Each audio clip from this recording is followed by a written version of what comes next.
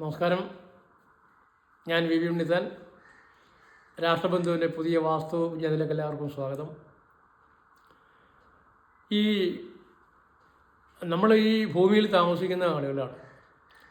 ഈ ഭൂമി ഒരു കൃത്യമായ നിഗൂഢതയുടെ ഭയങ്കര മിസ്റ്ററി ഉള്ള ഒരു സ്ഥലമാണ് നമ്മുടെ ഭൂമിയാകെ. നമ്മൾ ചിന്തിക്കാത്തതും നമുക്കറിയാനാകാത്തതുമായ കാര്യങ്ങൾ ഇവിടെ ഇല്ല എന്ന് കരുതരുത്. പറഞ്ഞു വരുന്നത് ഒരു ഒരു ഒരു ചില രഹസ്യങ്ങളൊക്കെ പഠിച്ച് മുന്നേറാൻ ശ്രമിക്കണം നിങ്ങൾ ഓരോരുത്തരും. അതിന് ഈ പ്രപഞ്ചം തരുന്ന, ഈ മണ്ണ് തരുന്ന ഈ രഹസ്യങ്ങളെ നിങ്ങൾ കുറേയൊക്കെ തിരിച്ചറിഞ്ഞ് മുന്നോട്ട് പോകണം. ആ തിരിച്ചറിഞ്ഞ് മുന്നോട്ട് പോകുമ്പോൾ ജീവിതം വളരെ സൗകര്യമായി മാറുന്നത് കാണാം. ഒരു ഉദാഹരണത്തിൽ നമുക്ക് ആരംഭിക്കാം. ഈ അടുത്ത കാലത്ത് തിരുവനന്തപുരത്ത് തന്നെ ഒരാൾ വിളിക്കുന്നു. അദ്ദേഹം എന്നോടൊന്ന് സംസാരിക്കണമെന്ന് ആവശ്യപ്പെട്ടു. ഞാൻ പറഞ്ഞു, എന്താണ് സംസാരിക്കുന്നത്? അതല്ല, ഫോണിൽ സംസാരിക്കാൻ ബുദ്ധിമുട്ടാണ്, നേരിട്ട് കണ്ട് സംസാരിക്കണം. അപ്പം ഞാൻ പറഞ്ഞു, വാസ്തു നോക്കുന്നതിന് വേണ്ടിയാണോ? അത് നോക്കുന്നതിന് വേണ്ടിയാണ്, പക്ഷേ എനിക്ക് അങ്ങോട്ട് സംസാരിച്ച ശേഷം വാസ്തു നോക്കാൻ വന്നാൽ മതിയാവും എന്ന് പറഞ്ഞു. അദ്ദേഹം എൻ്റെ വീട്ടിലെത്തുകയും എന്നോട് ഒരു മണിക്കൂറോളം അദ്ദേഹം സംസാരിക്കുകയും ചെയ്തു. അദ്ദേഹത്തിന് നല്ല സാമ്പത്തിക ശേഷിയൊക്കെ ഉള്ള ഒരാളാണ്. പക്ഷേ അദ്ദേഹത്തിന് സമാധാനവുമില്ല, രോഗമൊഴിഞ്ഞ നേരങ്ങളുമില്ല. അദ്ദേഹത്തിനും കുടുംബത്തിനും, അനുജനും സെയിമാണ്. അദ്ദേഹം പുറത്തൊരു ബിസിനസ്സുകാരനാണ്, കുറേ പൈസ ഉണ്ടാക്കുന്നുണ്ട്. തിരുവനന്തപുരത്തും ബിസിനസ്സുണ്ട്, കോഴിക്കോട്ടും ബിസിനസ്സുണ്ട്. അപ്പം ഞാൻ അദ്ദേഹത്തിൻ്റെ തിരുവനന്തപുരത്തെ വീട്ടിൽ പിന്നീട് പോയി. ഞാൻ ആ വീട് പരിശോധിച്ച് നോക്കി. ഒരു 6,000 സ്ക്വയർ ഫീറ്റുള്ളൊരു വലിയ വീടാണ്. ആ വീടിനകത്ത് കാണിച്ചു വച്ചിരിക്കുന്ന ഓരോ സംവിധാനങ്ങൾ നോക്കിയാൽ അദ്ദേഹം ഏതോ ഒരു ബിൽഡേഴ്സിനെ ഏൽപ്പിച്ച് അവർ പണിത് കൊടുത്ത വീടാണ്. അതിനകത്ത് വാസ്തു എന്ന് പറയുന്ന ഒരു സാധനം വന്നിട്ടില്ല. പൈസ ഉണ്ട്, പൈസ ഇങ്ങനെ കൊടുക്കുന്നു, പൈസ ഉണ്ടാക്കുന്നു, അത് ആശുപത്രി കൊടുക്കുന്നു, മനസമാധാനം ഒരു സാധനമില്ല, ഭക്ഷണം പോലും കഴിക്കാൻ പറ്റാത്ത സ്ഥിതിയാണ്. അത് എല്ലാ കാര്യവും എനിക്ക് ഉദാഹരണം പറയാനല്ലേ പറയുള്ളൂ, എല്ലാം വ്യക്തമായി പറയാൻ പറ്റില്ലല്ലോ, അങ്ങനെ പാടില്ലല്ലോ. കാര്യം നിങ്ങൾക്ക് ഒരു വിജ്ഞാനം കിട്ടാൻ വേണ്ടിയാണ് ഓരോ ഉദാഹരണങ്ങൾ പറയുന്നത്. പക്ഷേ ആ ഉദാഹരണം പറയുന്ന ആരുടെയും പേരോ അല്ലെങ്കിൽ സ്ഥലമോ ഒന്നും വെളിവാക്കാറില്ല, ഏകദേശ സ്ഥലമൊക്കെയാണ് പറയുന്നത്. മനസ്സിലാക്കേണ്ട ഒരു ഫാക്റ്റ്, അദ്ദേഹം ഉണ്ടാക്കുന്ന പൈസ ഒരു വർഷത്തെ പൈസ വരുന്നു, മറുവർഷത്തെ പൈസ അതുപോലെ അങ്ങ് പോകുന്നു. പൈസ കുറേയൊക്കെ കയ്യിലുണ്ട്, പക്ഷേ നിരന്തരമായ ആശുപത്രിവാസവും ഭയങ്കര ശണ്ടയുമാണ് വീട്ടിൽ. അദ്ദേഹം കരഞ്ഞുകൊണ്ടാണ് അവസാനം ഒരു പരീക്ഷണ തരത്തിലുള്ള വാസ്തു നോക്കാൻ തീരുമാനിച്ചു. അവൻ ഒരുപാട് പേരുടെ വീഡിയോസൊക്കെ കണ്ടിട്ടാണ് അദ്ദേഹം എൻ്റെ അടുത്ത് വരുന്നത്. അപ്പോൾ ഞാൻ മാതൃഭൂമി ജേർണലിസ്റ്റ് ആയിരുന്നു. അദ്ദേഹം മാതൃഭൂമിയുടെ ചില ഓഫീസൊക്കെ ഇവിടെ അന്വേഷിച്ചൊക്കെ നോക്കി എന്നെ പറ്റിയൊക്കെ. അപ്പോൾ പുള്ളിക്ക് എന്നെ വിളിക്കണം തോന്നി. അങ്ങനെ ഞാൻ തിന്നു. അതിനകത്ത് ഞാൻ കയറി പരിശോധിച്ചപ്പോൾ ഇതുപോലെ തകർത്ത് കളഞ്ഞൊരു ലൈഫാണ്.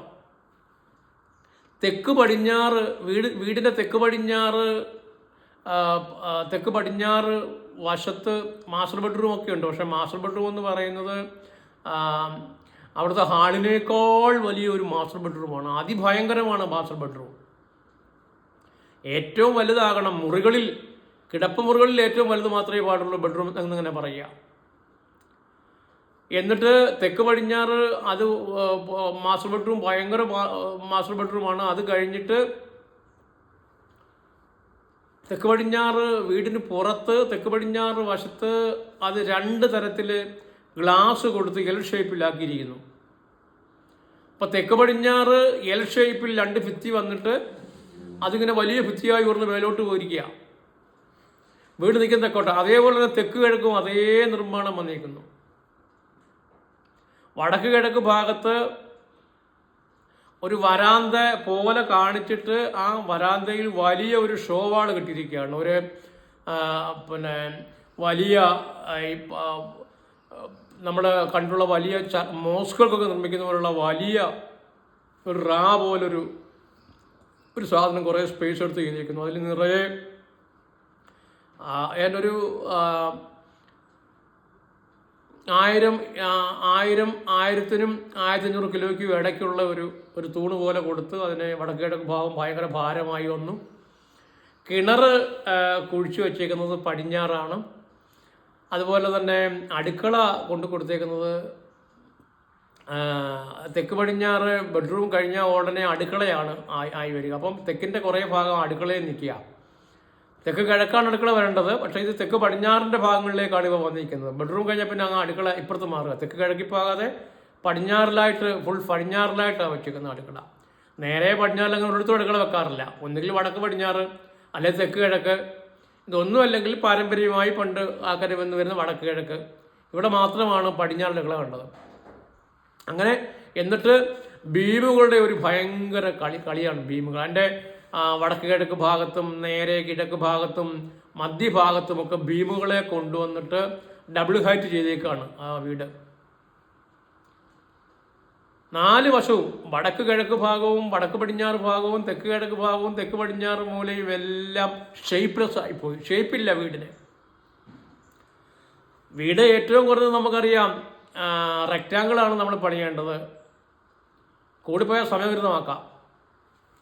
4 മൂലകളെ പാടുള്ളൂ വീടിന്. 4 പുറത്ത് 4 മൂലകളെ പാടുള്ള. ഇതിപ്പോൾ ഏതാണ്ട് ഈ വീടിന് ഏതാണ്ട് 18-16 മൂലയുണ്ട്. അതിഭയങ്കരമായ ശിരോരോഗമാണ് അദ്ദേഹത്തിന്. മനസ്സ് പലപ്പോഴും താളം തെറ്റാറുണ്ടെന്ന് പുള്ളി തന്നെ പറഞ്ഞു. അതേ ചികിത്സയ്ക്കുള്ള കള്ളം പറയല്ലെന്ന് കാണിച്ച് പുള്ളി തന്നെ റിപ്പോർട്ട് കാണിച്ചു. അപ്പം ഞാൻ പറഞ്ഞു കൊടുത്തു അതിൻ്റെ കാരണം കൊണ്ട് അങ്ങനെ ചെയ്തേക്കുന്നതെന്ന്. ഓരോന്നിനും കാരണമുണ്ട്. വീട്ടിൽ സൺഡേ ഒഴിഞ്ഞൊരു നേരമില്ല. കന്നിമൂല എൽഷേപ്പായിപ്പോയി. പുള്ളിക്കെതിരെ ഇപ്പോൾ 9 കേസുകളുണ്ട്, ഹൈക്കോടതികളടക്കം. ആ 9 കേസുകളിനകത്ത് പുള്ളി കഴിഞ്ഞ ഇപ്പോൾ വീട് വെച്ചിട്ട് 4.5 കൊല്ലമായുള്ളൂ. കഴിഞ്ഞ 4 കൊല്ലമായിട്ട് ഹൈക്കോടതിയിലും മറ്റു കേസുകളിലൊക്കെ 9 കേസുകളുണ്ട് പുള്ളിക്ക്. ആ കേസിൽ തന്നെ എത്രയോ കോടി രൂപ പോയെന്നാണ് പുള്ളി പറയുന്നത്. അങ്ങനെ ആ വീടിനെ സർവ്വതും പുള്ളി പറഞ്ഞു കഴിഞ്ഞ 4 കൊല്ലമായി ഞാൻ നരകയാതനയെ അനുഭവിക്കുന്നത്. എനിക്ക് ഓഫീസിൽ പോകാൻ കഴിയുന്നില്ല.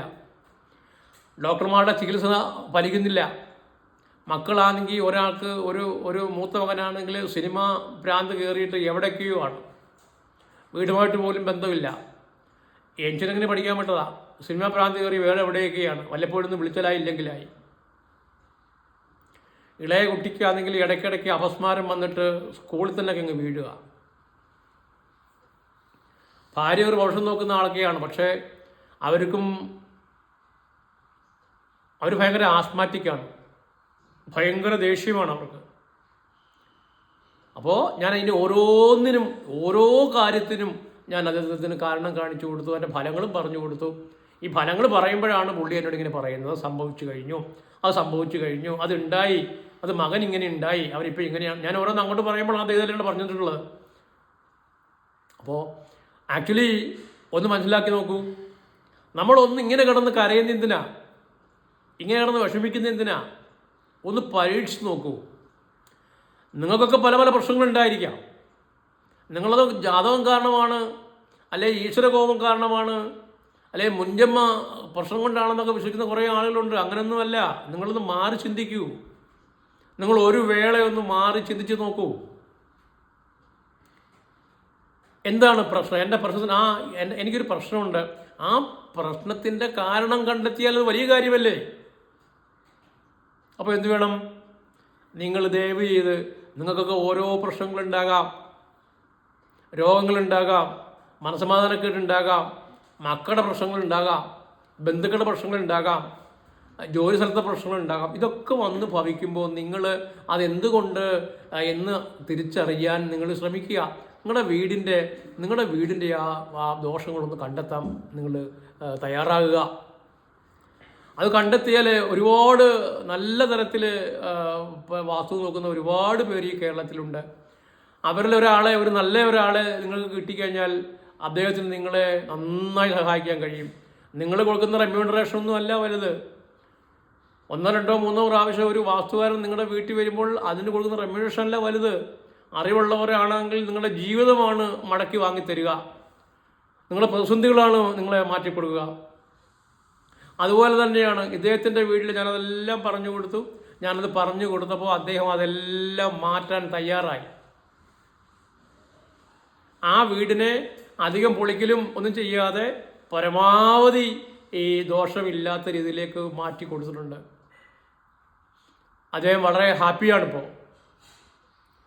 അത് കഴിഞ്ഞ് അദ്ദേഹത്തിൻ്റെ അനുജൻ്റെ കോഴിക്കോടുള്ള വീട്ടിലും അദ്ദേഹം എന്നെ കൊണ്ടുപോയി. അവിടെയും ഈ പറഞ്ഞ ഇഷ്യൂൻ്റെ വേറെ ചില ഇഷ്യൂസാണ് വരുന്നത്. അവിടെ രണ്ടുപേരും ഒരുമിച്ച് ആ ബിസിനസ് ചെയ്യുന്നത്. പക്ഷേ എങ്കിൽ പോലും അവിടെ വേറെ ചില ഇഷ്യൂസായിരുന്നു. ആ ഇഷ്യൂസ് തീർക്കാൻ പറയാൻ ഒക്കില്ല. അപ്പോൾ ആ ഇഷ്യൂസും ഗുരുതരമായ രോഗങ്ങളും ക്യാൻസറുമൊക്കെയായി ഭവിച്ചു പോയ ആ വീടിൻ്റെ അവസ്ഥയും ഏകദേശം ഈ വീട് നിർമ്മിച്ച ആൾ തന്നെയാണ് അവിടെയും വീട് വെച്ചേക്കുന്നത്. ഈ ബിൽഡർ തന്നെയാണ് അവിടെയും വീട് പണിത് കൊടുത്തേക്കുന്നത്. അതും ഏകദേശം ഒരു 5000, 5500 സ്ക്വയർ ഫീറ്റിനകത്തുണ്ട്. ഏകദേശം ഈ മോഡലൊക്കെയാണ്. കൂടുതൽ പറയണ്ടല്ലോ, ഇവിടുത്തെ കൂടുതൽ തന്നെ അവിടെയും ഭവിച്ചേക്കുന്നത്. അതിലും നമ്മൾ മാറ്റങ്ങൾ വരുത്തി.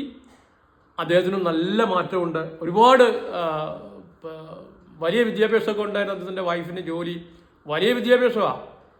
എത്രയോ കൊല്ലങ്ങൾ അവർക്ക് ജോലി കിട്ടുന്നില്ല. കപ്പിനും ലിപ്പിനും ഇടയ്ക്ക് പോകുന്ന പോലെ. പക്ഷേ ഇപ്പോൾ അവർക്ക് ജോലിയൊക്കെ ആയി, വളരെ ശ്രദ്ധേയമായ ജോലി കിട്ടി. അപ്പോൾ ഞാൻ പറഞ്ഞു വരുന്നത് എന്താണെന്ന് ചോദിച്ചു കഴിഞ്ഞാൽ, നിങ്ങൾ ഓരോരോ പ്രശ്നങ്ങൾ വരുമ്പോൾ നിങ്ങളിങ്ങനെ കരഞ്ഞുകൊണ്ടിരിക്കാതെ, നിങ്ങൾ വിഷമിച്ചുകൊണ്ടിരിക്കാതെ, നിങ്ങളുടെ വീടിൻ്റെ വാസ്തു ഒന്ന് നോക്ക്, നിങ്ങളുടെ വാസ്തു പഠിക്കുക. എന്നിട്ടും മാറല്ലേ പിന്നെ നമുക്ക് ആലോചിക്കാം.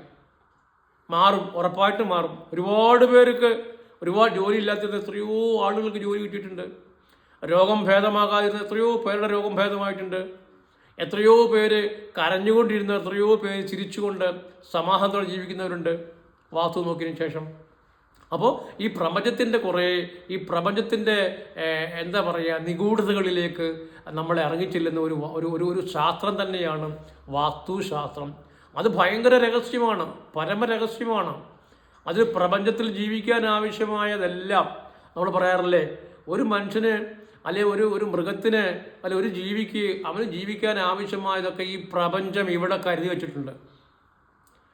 ആ ഭക്ഷണം എനിക്കുള്ളതാണ് എന്ന് തിരിച്ചറിയുമ്പോഴാണ് നമുക്ക് കഴിക്കാൻ പറ്റുള്ളൂ.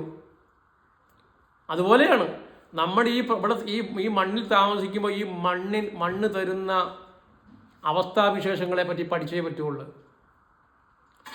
എത്ര കോടീശ്വരനായാലും തെക്ക് പടിഞ്ഞാറ് മൂലയെ തുറന്നിട്ടാൽ, തെക്ക് പടിഞ്ഞാറ് മൂലയെ വാല് കൊണ്ടുവച്ചാൽ, തെക്ക് കിഴക്ക് മൂലയെ വാല് കൊണ്ടുവച്ചാൽ, വടക്ക് പടിഞ്ഞാറ് മൂലയെ വാല് കൊണ്ടുവച്ചാൽ എങ്ങനെയിരിക്കും സ്ഥിതി? അപ്പോൾ ഈ ഇഷ്യൂസ് ഞാൻ എല്ലാവരുടെയും പറയാറുണ്ട്, ഞാൻ പോകുന്നവരോടൊക്കെ പറയാറുണ്ട്. ഈ അടുത്ത കാലത്ത് തിരുവനന്തപുരത്ത് ഞാൻ ഒരാൾക്ക്, കൊച്ചിയിലുള്ള ഒരാൾക്ക് വീട് മേടിക്കാനായിട്ട് പോയി. വീട് നോക്കാൻ പോയി. പുതിയ വീട് വിൽക്കുന്ന വീടുകളാണ്. പക്ഷേ ഈ വിൽക്കുന്ന വീടുകളെല്ലാം വയൽ നികത്തിയതോ അല്ലെങ്കിൽ മലയിടിച്ചതോ ഒക്കെയാണ്. വയൽ നികത്തി വെക്കുന്ന വീടുകളും മല നികത്തി വെക്കുന്ന വീടുകളുമൊക്കെ ഒരിക്കലും താമസയോഗ്യമായുള്ള പുരയിടമല്ല. അത് വിധിക്കെന്ന് പറയും. 10 16 വീട് കണ്ടു. ഞാൻ ആ 16 സംഭവിച്ചില്ല. നമ്മളെ വിശ്വസിക്കുന്നവരെ ഒരിക്കലും നമ്മൾ അവരെ കത്തിക്കാൻ പാടില്ല. കത്തിക്കുന്നവരൊക്കെ ഉണ്ട്, നമ്മളെ കൊണ്ട് പറ്റില്ല. അത് നമുക്കറിയാവുന്ന വിജ്ഞാനം നമ്മൾ ആളുകളെ ഏറ്റവും കൂടുതൽ സഹായിക്കാൻ വേണ്ടിയാണ് ഉപയോഗിക്കപ്പെടുത്തേണ്ടത്. എത്രയോ ആളുകൾ കടന്ന് വിഷമിക്കുകയാണ്. അതായത് വീടൊക്കെ വാങ്ങിക്കഴിഞ്ഞിട്ടല്ല വാസ്തുകാരനെ വിളിച്ച് നോക്കേണ്ടത്. വീട് വെക്കുന്നതിന് മുമ്പ് വസ്തുവിൻ്റെ വാസ്തു നോക്കി തീരുമാനിച്ചിട്ട് ആ വാസ്തു അനുസരിച്ചൊരു പ്ലാൻ വേണം തയ്യാറാക്കാൻ. അല്ലെ വീടെല്ലാം വാങ്ങി വെച്ചിട്ട് ഒരാളെ കൊണ്ട് കാണുന്ന അർത്ഥമില്ല. അങ്ങനെ കുറേ കേസ് ഉണ്ടായിട്ടുണ്ട്. എന്ത് ചെയ്യാൻ പറ്റും നമുക്ക്? ചിലയിടത്തൊക്കെ നമ്മൾ അവിടെ നിന്ന് വിട്ടുപോരേണ്ടി വരും. നമ്മൾ പറയും നമുക്ക് ബുദ്ധിമുട്ടാണ് നോക്കാൻ. എന്നുവെച്ചാൽ അവരോട് എന്ത് പറയാൻ പറ്റും? ലക്ഷങ്ങൾ മുടക്കി 10 സെൻറ്റ് വസ്തു വാങ്ങി അത് വിധിക്കാമെന്ന് പറയുമ്പോൾ അവർക്കുള്ള വിഷമം. അതുകൊണ്ട് നിങ്ങളൊക്കെ ചിന്തിക്കുക, വീട് വയ്ക്കാൻ വസ്തു വാങ്ങുന്നതിന് മുൻപ് നിർബന്ധമായിട്ടും വാസ്തു നോക്കിയിട്ടേ അത് അവിടെ വീട് വെക്കാൻ ശ്രമിക്കാവൂ, അല്ലെങ്കിൽ വസ്തു വാങ്ങാവൂ. അപ്പോൾ ഈ രഹസ്യങ്ങൾ ഈ കടന്ന് വിഷമിക്കാതെ നിങ്ങളെ ബാധിക്കുന്ന 90% പ്രശ്നങ്ങൾക്കും കാരണം നിങ്ങളുടെ വീടാണ്, നിങ്ങളുടെ പേരുള്ള വസ്തുവാണ്. അത് പഠിക്കൂ. നിങ്ങളുടെ പേരുള്ള വസ്തുവും നിങ്ങൾ വെച്ചേക്കുന്ന വീടുമാണ് നിങ്ങളുടെ എല്ലാ ഇഷ്യൂസിനും കാരണം. അപ്പോൾ ആദ്യം നിങ്ങളൊരു കാര്യം ചെയ്യൂ, ആ വീടിൻ്റെ വാസ്തു മനസ്സിലാക്കാൻ ശ്രമിക്കൂ. അവിടെ കണ്ടെത്തി ആ പ്രശ്നം പരിഹരിച്ചാൽ നിങ്ങളുടെ പ്രശ്നങ്ങളൊക്കെ മാറും. പിന്നെ നിങ്ങൾ ഒരു ഈശ്വര വിശ്വാസിയാണെങ്കിൽ ആ വിശ്വാസം നിങ്ങൾക്ക് കൂടുതൽ കരുത്ത് നൽകുകയും ചെയ്യും. ഏത് മതവിശ്വാസിയായാലും അവരുടെ ആത്മീയതയുമായി ആത്മീയത കൂടി നിങ്ങളുടെ കയ്യിലുണ്ടെങ്കിൽ നിങ്ങൾക്ക് കൂടുതൽ കരുത്തായി, കൂടുതൽ എന്താ പറയുക, ആന്തരികമായി കൂടുതൽ കരുത്ത് നേടി നന്നായി ജീവിക്കാം. അപ്പോൾ ഇത് നിങ്ങൾ തിരിച്ചറിയേണ്ടതാണ്. അതെന്തുകൊണ്ട് അത് അങ്ങ് ആകെ പരസ്പരം ആൾക്കാരുടെ പരസ്പരം വഴക്ക് പറയാതെ അല്ലെങ്കിൽ ആരോപണങ്ങൾ ഉന്നയിക്കാതെ നിങ്ങൾ നിങ്ങളുടെ വീടിനെ പരിശോധിച്ച് നോക്കൂ. നിങ്ങൾക്ക് രോഗം, നിങ്ങളുടെ ജീവിതാവസ്ഥകൾ, നിങ്ങളുടെ മക്കൾ, നിങ്ങളുടെ സമ്പത്ത്, നിങ്ങളുടെ കടങ്ങൾ, നിങ്ങളുടെ ഭാഗ്യനിർഭാഗ്യങ്ങൾ, നിങ്ങളുടെ മക്കൾ, അവയൊക്കെ നിങ്ങളുടെ വീടിനെ ആശ്രയിച്ചാണുള്ളത്. അത് സത്യമാണ്. അത് നമുക്ക് ആയിരം തവണ തെളിയിക്കാൻ കഴിയും. അപ്പോൾ കിടന്ന് വിഷമിക്കാതെ, കിടന്ന് അലയാതെ, കിടന്ന് ബുദ്ധിമുട്ടാതെ നിങ്ങൾ താമസിക്കുന്ന ഇടങ്ങളൊന്ന് പരിശോധിക്കൂ. അതിനുശേഷം നിങ്ങൾ ഏറ്റവും നന്നായി നിങ്ങൾക്ക് ജീവിതം കിട്ടുമെന്നുള്ള കാര്യം 101% ഉറപ്പാണ്. ഈ വിജ്ഞാനം കൂടി നിങ്ങൾ സ്വീകരിക്കുക. ഈ വീഡിയോ നിങ്ങൾ ഇനിയും സബ്സ്ക്രൈബ് ചെയ്യാത്ത ആളുകളാണെങ്കിൽ നിങ്ങൾ സബ്സ്ക്രൈബ് ചെയ്യുക. നിങ്ങളുടെ ബന്ധുക്കൾക്കും സുഹൃത്തുക്കൾക്കും നിങ്ങളുടെ ഗ്രൂപ്പുകളിലും ഇത് അയച്ചു കൊടുക്കുക. അവരുടെയൊക്കെ ജീവിതം നന്നായി പുരട്ടെ എന്ന് നമുക്ക് പ്രാർത്ഥിക്കാം. അടുത്തൊരു വീഡിയോയിൽ വരുന്നവരെ എല്ലാവർക്കും നന്ദി, നമസ്കാരം.